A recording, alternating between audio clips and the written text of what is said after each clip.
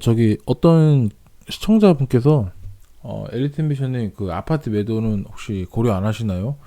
뭐 어떻게 하나요? 이런 질문을 좀 하신 적이 있는데 한번 이거에 대해서 방송 한번 찍어보겠습니다. 저는 뭐 당연히 여러분들이 그 좀 기본적인 거라 좀 아실 거라 생각하는데 혹시 또 모르시는 분도 있을 수 있잖아요. 그래서 혹시 이거에 대해서 아시는 분, 그러니까 절세에 대해서 아시는 분은 그냥 참고를 해주시면 될 것 같고, 만약에 혹시 모르시는 분은 그냥 잘 들어주시면 될 것 같아요. 근데 이게 돈이 되는 전략이 이제 아파트 그 파는 거에 대해서 굉장히 절세가 됩니다. 절세가 되기 때문에 굉장히 중요합니다. 굉장히 중요하기 때문에 집중해서 여러분 집중해서 들어봐 주시면 될 것 같습니다. 굉장히 중요합니다. 절세 이게 아파트가 어떻게 파냐에 따라 5%낼 거를 15%만 낸다든지 아니면은 15%를 낼 거를 35% 낸다든지 이런 식으로 희비가 엇갈리기 때문에 어떻게 파는지 굉장히 중요합니다. 바로 본론부터 넘어갈게요. 자, 지금은 2021년이죠. 2021년 6월 이후에 양도세, 그러니까 다주택자 양도세가 중과가 됩니다. 그러니까 무슨 얘기냐면 1주택 갖고 계신 분은 기본 세율이 들어가요. 기본 세율. 기본 세율은 제가 이따 넘겨드리겠지만 기본 세율이 들어가고 기본 세율에서 6월 이후부터는 2주택은 추가로 20%가 붙습니다. 3주택은 30%가 붙습니다. 이게 이제 약간 벌적인 개념인데 기본 세율이 만약에 15%라고 치면은 3주택 이상 갖고 계신 분들은 45% 때리는 거예요. 엄청나죠? 거의 뭐 반절이니까. 그래서 양도세는 간단하게 2주택은 20%, 3주택은 30%다. 자, 그럼 기본 세율은 어떻게 넘어가냐? 그거를 한번 좀 보겠게요.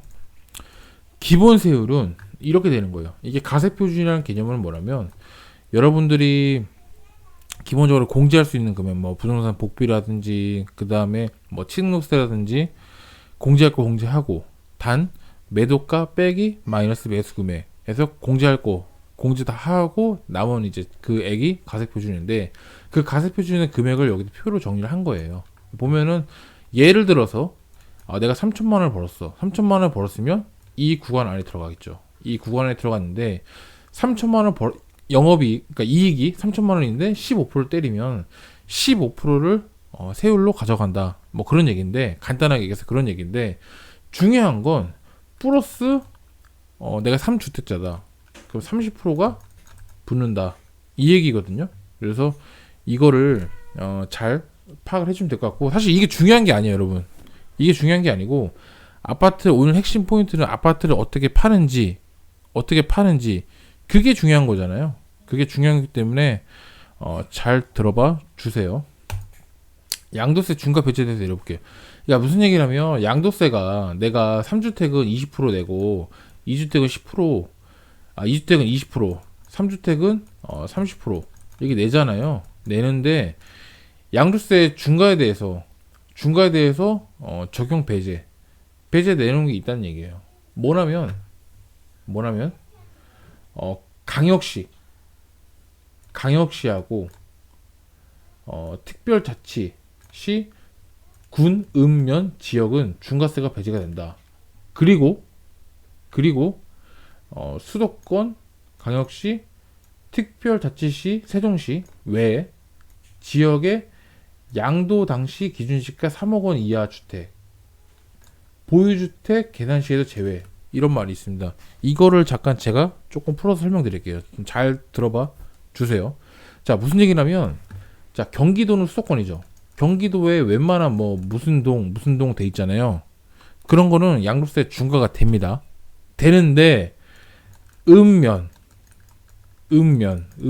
예를 들어서 제가 예전에 그 올렸던 영상들 중에 향남읍 이렇게 된 거 있었죠. 향남읍 이런 것들은 중과세 배제로 들어갑니다.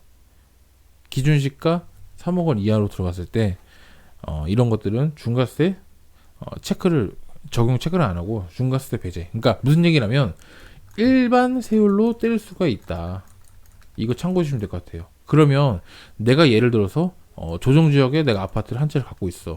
그리고 플러스 향남의 읍에 갖고 있어. 이렇게 되면 뭘 먼저 팔아야겠죠? 당연히 향남 읍에 있는 걸 팔고 나중에 이걸 파시면 되는 겁니다. 자, 다시 그러면 내가 향남 읍에 물건을 갖고 있어. 그럼 기준시가가 3억 원 이하가 안 되면 당연히 이게 먼저 팔아야 되는 거 고려를 하셔야 됩니다. 이게 좀 헷갈릴 수 있는데 조금만 눈치를 빠르신 분들은 바로 이해를 하셨을 거라 봅니다. 자, 그러면 다른 얘기로 한번 가볼게요.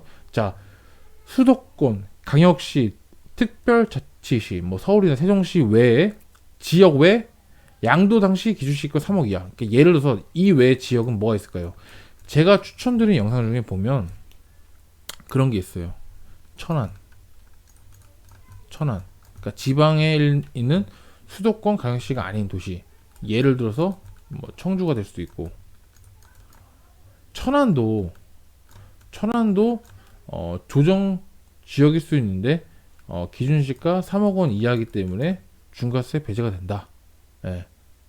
이게 이 논리로 들어가는 거예요, 여러분. 이해하셨죠? 그래서 제가 그 말씀드린 영상 중에 이런 것들이 중과세 배제가 된다. 이게 굉장히 중요합니다. 왜? 내가 일반 세율로 15%낼 거, 이거 만약에 공부 안 하면 45% 내는 거예요. 여러분 45% 내실래요? 15% 낼래요? 다시 여러분 45% 내실래요? 15% 내실래요? 굉장히 중요합니다. 양도세 중과 배제에 대해서 공부를 하고 넘어가십니다. 이거는 뭐니 해도 순서가, 여러분 파는 순서가 굉장히 중요합니다. 파는 순서가 진짜 강조해도 모자람이 없어요. 정말 파는 순서가 매우 중요합니다. 여러분 지금부터 정말 제 얘기 정말 잘 들으세요. 집중하세요. 알았죠? 자, 첫 번째, 내가 집이 3개 이상 갖고 있어. 잘 들어보세요. 첫 번째, 뭐 먼저 팔아야 되냐? 양도 전략. 순서 얘기합니다.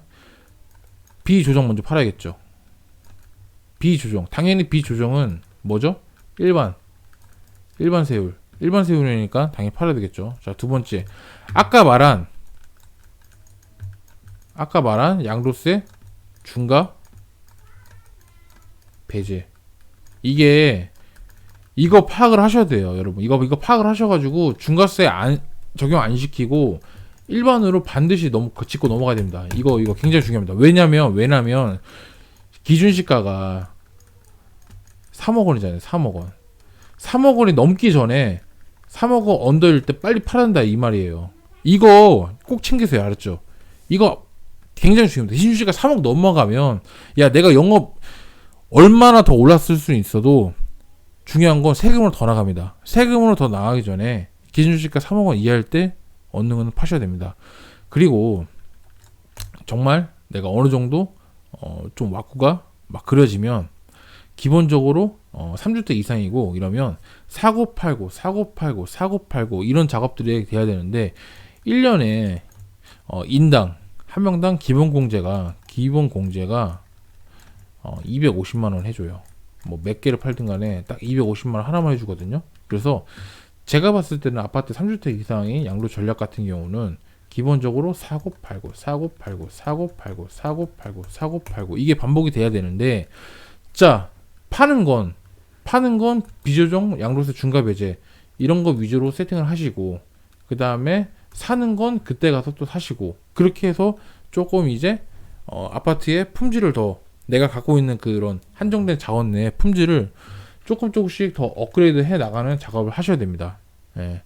다시 한번 얘기하지만 여러분들 좀 예시를 좀 더 들어버리면,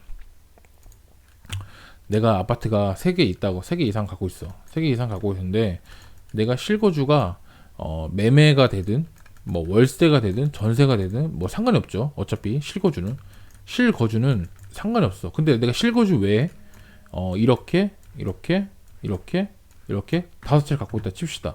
자, 비조정, 그 다음에 이거 조정인데 조정, 그 다음에 이거는 조정인데 아까 말한 읍이야. 읍이고 3억 이하야. 이렇게 되면 조정은 절대 파시면 안 되는 거예요, 여러분. 조정은 절대 파지 마시라고요. 왜? 이거 파는 순간 30% 넘어가잖아. 30% 넘어가니까 절대 팔지 마시고, 자, 이거 날리시고, 이거 순서대로 날리세요. 순서대로 1년에 하나씩. 제일 좋은 거는 2021년이죠. 21년 말에 팔아. 잔금일을 팔아. 그럼 22년 초에 팔아. 이런 식으로 하면 현금이 그 시기 12월에서 뭐 2월 사이에 현금이 많이 확보가 되겠죠.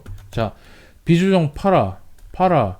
그 다음에 중과세 배제 팔아. 그러면 날라가 현금 이렇게 쌓여. 이 시기 12월에서 1, 2, 3회 현금 많이 쌓이겠죠. 쌓였어. 그러면 조정지역. 그럼 내가 이게 만약에 실거주가 한 채라고 매매 갖고 있어. 그럼 또 3주택이 되겠죠. 이렇게 3주택은 될 거예요. 근데 여기서 또 공시지가 1억 이하면은 2주택이 될 수 있습니다. 왜? 주택수에 포함 안 시킬 수 있으니까. 어쨌든 중요한 건 만약에 내가 이게 전세를 어디서 살고 있어. 그럼 2주택자가 되겠죠. 그러면서 다시 전략을 다시 짜는 겁니다. 결론적으로. 다시 짜는 거예요. 그에 맞춰가지고. 이런 식으로 여러분들이 파는 순서가 별거 아닌다고 느껴지겠지만 파는 순서가 굉장히 중요하다. 다시 여러분, 파는 순서가 매우 중요하다.